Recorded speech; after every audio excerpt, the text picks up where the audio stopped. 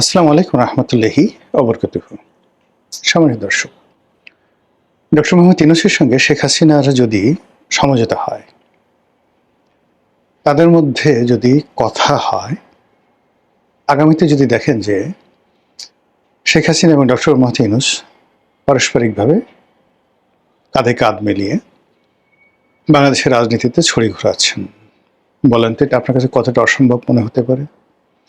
বা আজকের এই যে শিরোনামটি, এই শিরোনামটিকে যদি আমি সত্য বলি, আপনাদের কাছে কতটা গাঁজাখুরি বলে মনে হতে পারে, বা এটা আদৌ সম্ভব কিনা? অনেক হয়তো বলতে পারেন, যারা এই যে বট বাহিনী আছেন, এই কথাবার্তা আমার কথাবার্তা পছন্দ করেন না, এরা অদ্ভুত অদ্ভুত গালি মাঝে মধ্যে তারা উদ্ভাবন করে। তো সেক্ষেত্রে আজকের এই শিরোনামটির পক্ষে যদি আমি যুক্তি দিতে যাই, তাহলে বট বাহিনীর মাথা খারাপ হয়ে যাবে। এর কারণ হলো যে এরকম একটা টপিকের উপরে যে একটা গালি দিতে হবে একটা মানুষকে, কি ভাষায় যে গালি দিতে হবে, নিন্দা জানাতে হবে, সেই ভাষাটা খুঁজতে তাদের 24 ঘন্টা বা আরো বেশি সময় লাগতে পারে। আর এর মধ্যে বহু মানুষ সেটা জেনে যাবে। সবার আগে প্রথমে বলছি, এটি কোনো গুজব নয়, এটি কোনো বাস্তব কোনো ঘটনা নয়, এটি কোনো সম্ভাবনা নয়, এটি একটি কল্পনা মাত্র। এবং কখনো কখনো কল্পনা এত বাস্তব আকার লাভ করে, ধারণ করে, যেটি গল্প উপন্যাসের কাহিনীকে ছাড়িয়ে যায়। আপনি যদি ইলিয়াড এবং অডিসির কাহিনী জানেন, দ্য হেলেন অফ ট্রয়, বা মহাভারতের কাহিনী যদি আপনি পড়েন, কিংবা রামায়ণের ঘটনা যদি আপনি জানেন, তো আপনি আসলে সিদ্ধান্ত নিতে পারবেন না যে ঘটনাগুলো সত্য না মিথ্যা, এগুলো কি ঐতিহাসিক নাকি এপিক মহাকাব্য। শত শত নয়, হাজার হাজার বছর ধরে গবেষণা চলছে মহাভারত এবং রামায়ণ নিয়ে। আধুনিক বিজ্ঞান যেটা বলার চেষ্টা করছে যে এর বেশিরভাগই ঐতিহাসিক। অন্ধকবি হুমার তিনি যেটা লিখে গেছেন ইলিয়ট এবং অডিসি, সেটাও সত্য। এমনকি শেক্সপিয়ার যে সকল ঐতিহাসিক নাটক লিখেছেন, ক্লিওপেট্রা অ্যান্ড মার্ক অ্যান্টনিও, তারপর হ্যামলেট, মার্চেন্ট অফ ভেনিস, মানে যা কিছু লিখেছেন ঐতিহাসিকরা পরবর্তীতে গবেষণা করে সেটা প্রমাণ করেছেন যে এগুলোর বেশিরভাগই ঐতিহাসিকভাবে সত্য। এখানে শুধু সাহিত্যের যে বিষয়গুলো সেগুলো সংযুক্ত করা হয়েছে, নাথিং মোর। রাম সম্পর্কে বা রামায়ণ এবং সীতা সম্পর্কে সবচেয়ে চমৎকার একটি কবিতা রচনা করেছেন রবীন্দ্রনাথ, যার মর্মার্থ হলো যে রামায়ণ যিনি রচনা করেছেন মহাকবি বাল্মীকি। তো মহাকবি বাল্মীকি ধ্যানে বসেছেন,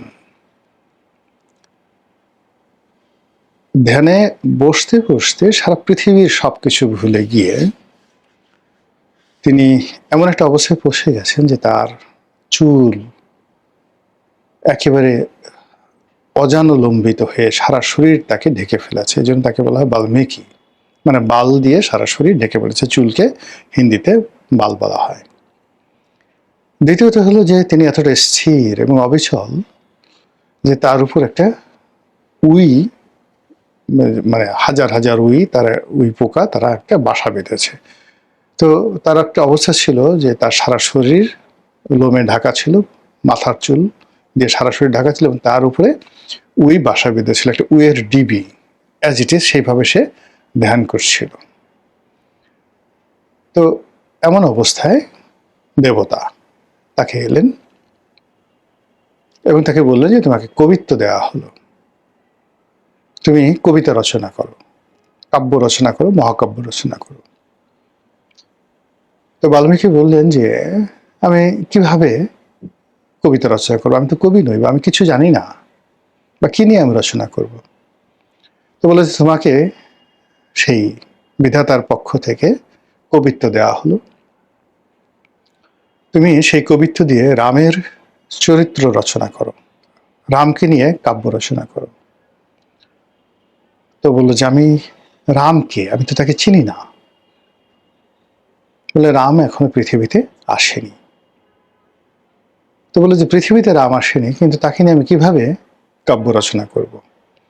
বলে তোমার যে হৃদয়, কবির যে হৃদয়, এটা একটা পবিত্র ভূমি, পুণ্যভূমি। এখান থেকে যেভাবে তুমি ন্যারেটিভ তৈরি করবে, যেভাবে রামের চরিত্র তুমি চিত্রিত করবে, রামকে ওইভাবে পৃথিবীতে পাঠানো হবে। আচ্ছা, আপনি এটা যদি এখানে আসেন, এটা এখানে বাদ দেন, 1400 বছরেরও আগে, বহু আগে, যেটা পবিত্র কোরআনের যে আয়াত, সেখানে চলে যান। হজরত ইব্রাহিম আলাইহিসসালাম ঠিক যখন যেই সময়টাতে এখানে বাল্মীকি মহাভারত রচনা করে, ঠিক একই সময় হজরত ইব্রাহিম আলাইহিসসালাম কাবা শরীফে তার সন্তান হজরত ইসমাইল আলাইহিসসালামকে নিয়ে কাবা শরীফ তাওয়াফ করছেন। তিনি বানালেন, কাবা শরীফ বানালেন এবং ছেলেকে নিয়ে তিনি সেই আল্লাহর কাছে দোয়া করলেন। এবং তারও আগে তিনি যখন তার একেবারে নবজাতক শিশু তাকে এবং তার স্ত্রীকে, দ্বিতীয় স্ত্রীকে সেখানে রেখে গেলেন। রেখে যাওয়ার সময় তিনি বললেন, রব্বানা ইন্নী আসকানতু মিন যুররিয়াতি বিওয়াদিন গায়রি জি জার ইনদা বাইতিকাল মুহাররম রব্বানা লিউকিমুস সালাতা। এইভাবে আয়াতটা শুরু হলো। মানে যখন তিনি সেখানে রেখে গেলেন, তখনও কিন্তু কাবা শরীফ নির্মিত হয়নি। তারপরে ওখানে কোনো ঘর ছিল না, কিন্তু তিনি বললেন যে, হে আল্লাহ, আমি আমার বংশের একটি অংশকে তোমার এই পবিত্র গৃহের কাছে রেখে গেলাম। তাহলে হজরত ইব্রাহিম আলাইহিসসালাম ওখানে একটা গৃহ নির্মিত হবে, অথবা হজরত আদম আলাইহিসসালাম যে ওখানে একটা গৃহ নির্মাণ করেছিলেন সেটা তিনি জানতেন। আচ্ছা, তারপর তিনি বললেন যে আমার এই বংশ, এখানে তাদেরকে নেতৃত্ব দান করো, এখানে একটা শহর যেন গড়ে উঠবে, সেই শহরে যে সমস্ত অধিবাসী থাকবে, সেই অধিবাসীরা যেন আমার এই বংশের প্রতি তাদের আনুগত্য প্রকাশ করে। আর এই শহরকে তুমি নিরাপদ করো, আর এই শহরে যারা বসবাস করবে তাদেরকে যেন অন্য সবাই নেতা হিসেবে মেনে নেয়। এই হলো কাহিনী, দেখুন, যেটা মক্কাতে ঘটেছে এবং যেটা হজরত ইব্রাহিম আলাইহিসসালাম জেরুজালেমে যে ঘটনা ঘটেছে আর যে ঘটনা ঘটেছে মক্কাতে, প্রায় সমসাময়িক। এই হলো যে কবির যে মনোভূমি, মানুষের যে চিন্তা, সেই চিন্তার মধ্যে এমন কিছু ঘটনা ঘটে যেটা বাস্তবের চাইতেও নির্মম, সত্যের চাইতেও অধিকতর সত্য। আজকের এই বাংলাদেশে আমরা যা কিছু দেখছি, এটি কি 2024 সালের জুন জুলাইতে আমরা কল্পনা করতে পেরেছি? শেখ হাসিনার জুলুম এবং অত্যাচারে, তার কঠোর শাসনে, তার অনুশাসনে, তার কৌশলে বিএনপি এবং জামাত ছিন্ন বিচ্ছিন্ন হয়ে গেছে। বিএনপি এবং জামাতের সমস্ত বড় বড় মানুষগুলো কবরে চলে গেছে, মারা গেছে, অকাল মৃত্যু হয়েছে, অপমৃত্যু হয়েছে। আর বিএনপির যারা একটু সিনিয়র, অলমোস্ট সবাই যাকে বলা হয় এতটা অসুস্থ, দুটো অসুস্থ। একটা ধরুন একবার এই যে এখন যে মাননীয় অর্থমন্ত্রী আছেন খসরু ভাই, তো আমার এক আত্মীয়, আমার একটা জন্মদিন, আমাকে আশ্চর্য করে দেওয়ার জন্য, আমি সাধারণত এই কাজগুলো করি না, তো সে তার আমার জন্মদিনটা সে উদযাপন করলো তার বাসায় বেশ ঘটা করে। তো সেখানে বিএনপির অনেককে দাওয়াত দিল, তার মধ্যে খসরু ভাই ছিলেন। খসরু ভাইকে বলা হয়েছে যে আমার জন্মদিন, তো তারা সবাই চলে আসছে। আলতাফ চৌধুরী সাহেব আসছেন, নিতাই রায় চৌধুরী আসছেন, আরো অনেক রথী মহারথীরা এসেছেন। তা আমিও সেখানে, আমাকে দাওয়াত দিছে যে এরকম বাসায় কয়েকজন মেহমান আছে, আপনিও আসবেন। তো আমি গিয়ে দেখি যে আমারই জন্মদিন উপলক্ষে গানের আয়োজন, আমারই জন্মদিন উপলক্ষে বিশাল আয়োজন, বিরাট কেটে, এবং সেখানে বিএনপি সব শীর্ষ নেতারা সেখানে উপস্থিত। তো এটা 2021 বা 22 সনের ওই সময়টির ঘটনা। আমি সেখানে গিয়ে দেখলাম যে খসরু ভাই খুব দুর্বল এবং রোগাক্রান্ত হয়ে পড়েছেন। আমি একটু ঠাট্টা করে বললাম, জোক করে বললাম যে, খসরু ভাই, আপনি তো অনেক স্লিম হয়ে গেছেন। দেখতে অনেক সুন্দর লাগছে। তো তিনি মানে খুব অসহায়ভাবে আমার ঘাড়ে হাত রাখলেন এবং বললেন যে, "Roni, thank you very much and thanks Sheikh Hasina. যে প্রেশারে রেখেছে, মানে যে ওজন আমি কোনোদিন কমাতে পারতাম না, আমাকে সেই অবস্থায় নিয়ে গেছে।" তো এই ছিল শেখ হাসিনার শাসন। তো এখন সেই শেখ হাসিনার বজ্রকঠিন শাসন, সেই শাসন এই এনসিপির তরুণ, একজনের নাম হয়ে গেছে মংলা মাসুদ, আর একজনের নাম হয়ে গেছে সান্ডা বাবা, কফিলের পোলা, আর একজনের নাম হয়েছে হাঁস, ওয়েস্টার্নের হাঁস। মানে এগুলো বিকৃত হয়ে গেছে নামগুলো, ওয়েস্টার্নের হাঁস। আর একজনের নাম হয়ে গেছে জমিদার পুত্র। এরকম নানা কারণে এই তরুণদের হাতে শেখ হাসিনার পতন হবে। আর এই তরুণরা সেনাবাহিনীকে গালাগাল করবে, রাষ্ট্র চালাবে, মন্ত্রী হবে, তারপর মানে মত তৈরি করবে, সুপ্রিম কোর্টের প্রধান বিচারপতি থেকে শুরু করে আপিলেট ডিভিশনের বিচারপতিদেরকে তাড়িয়ে দেবে, সুপ্রিম কোর্টের নতুন বেঞ্চ গঠন করে দেবে, সুপ্রিম কোর্টে গিয়ে মপ করবে। এটা যদি 2024 সনের জুলাই মাসে বলা হতো, আপনারা কি বলতেন বলেন তো? গালি দেওয়ার ভাষা খুঁজে পেতেন। আবার দ্যাট হ্যাপেন্ড। এখন তখন যে ঘটনাগুলো ঘটেছে সেই ঘটনাগুলোর সাথে গত 2 বছরের ঘটনা আর আজকে আমি যে প্রসঙ্গটি বলছি এটা মিলাম।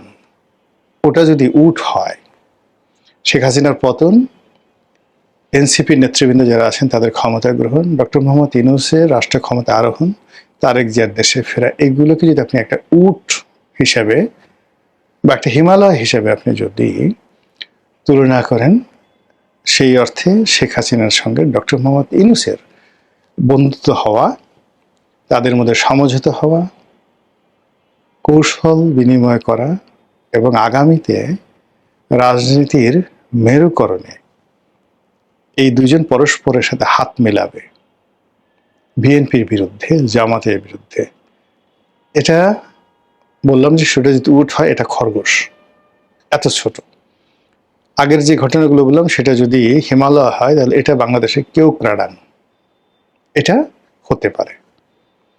এটা কেন হতে পারে, কিভাবে হতে পারে,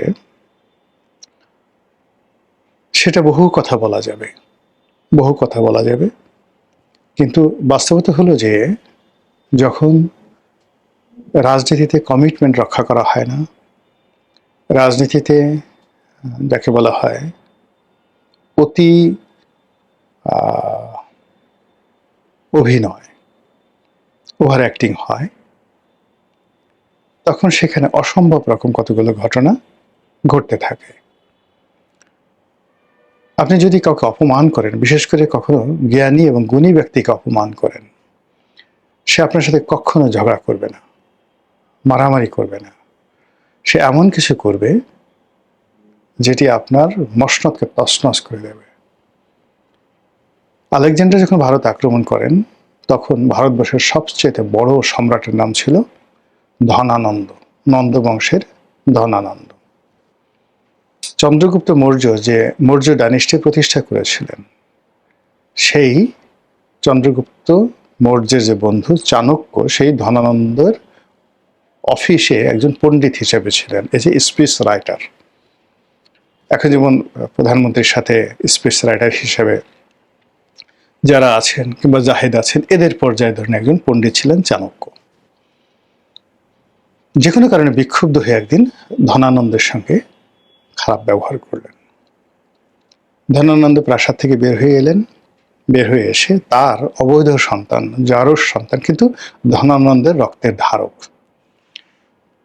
তার কাছে চলে গেলেন। সে তখন বালক, সে হয়তো কোনো পতিতালয়ে বা কোনো বাইজি মহলে বা অন্য কোথাও সেখানে ছিল, ইতিহাস পাওয়া যায় না। তাকে আনলেন, নিজের হাতে তাকে গড়লেন, তাকে একজন চন্দ্রগুপ্ত মৌর্য বানালেন, শিক্ষিত বানালেন এবং তাকে দিয়ে তার পিতাকে হত্যা করালেন।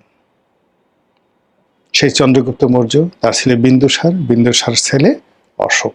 দ্য মৌর্য ডাইনেস্টি 51 লাখ বর্গ কিলোমিটার ভারতবর্ষের এটা ইউনাইটেড অ্যান্ড ইউনিফাইড যাকে বলা হয় ভূগোল রচনা করেছিলেন সেই মৌর্য ডাইনেস্টি। এই হলো বুদ্ধিমান লোকদের সাথে ঝগড়া করার পরিণতি আর বুদ্ধিমান লোকের প্রতিশোধ। কাজে এখন যে ঘটনাগুলো ঘটছে সে ঘটনায় আপনার আমার মতো মানুষের যদি আপনি অপমান করেন সেটার পরিণতি একরকম, কিন্তু জ্ঞানী বুদ্ধিমান গুণী পণ্ডিত ব্যক্তি যারা এই রাষ্ট্রে আছেন, যাদের হাতে কলম আছে, মাথায় মাথা ভরা বুদ্ধি আছে, তারা ধীরে ধীরে ধীরে ধীরে এমন কিছু করবেন, জাস্ট একটা কবিতা রচনা করবেন, জাস্ট একটা ছোট নাটক তৈরি করবেন, একটা গ্রাফিতি আঁকবেন, একটা কার্টুন আঁকবেন, এতে দেখবেন যে আর একটা বিপ্লব হয়ে গেছে। কোথা থেকে কিভাবে করেছে আপনি জানতেও পারবেন না। ঠিক সেই বিপ্লবের পেছনে যে এই যে দুজন মানুষ যাদের কথা বললাম, তাদের যদি পারস্পরিক একটা টেলিফোনে হাই হ্যালো থাকে, অনেক কিছু হওয়া সম্ভব। এটা অ্যাবসলিউটলি আমি যা কিছু বললাম এর মধ্যে কোনো বাস্তবতা নেই, শুধুমাত্র ইতিহাসের আলোকে একটি কল্পনার একটা গল্প আপনাদেরকে শোনালাম। যদি আগামীতে এরকম কিছু ঘটে আমাকে ধন্যবাদ দেবেন, আর না ঘটলে মনে করবেন আপনাদের এই সময়টাতে কল্পনার জগতে কিছুটা হলে আমি একটা ধাক্কা দিতে পেরেছি, এটাই আপনাদের প্রাপ্তি। আসসালামু আলাইকুম রহমতুল্লাহি ওয়া বারাকাতুহু।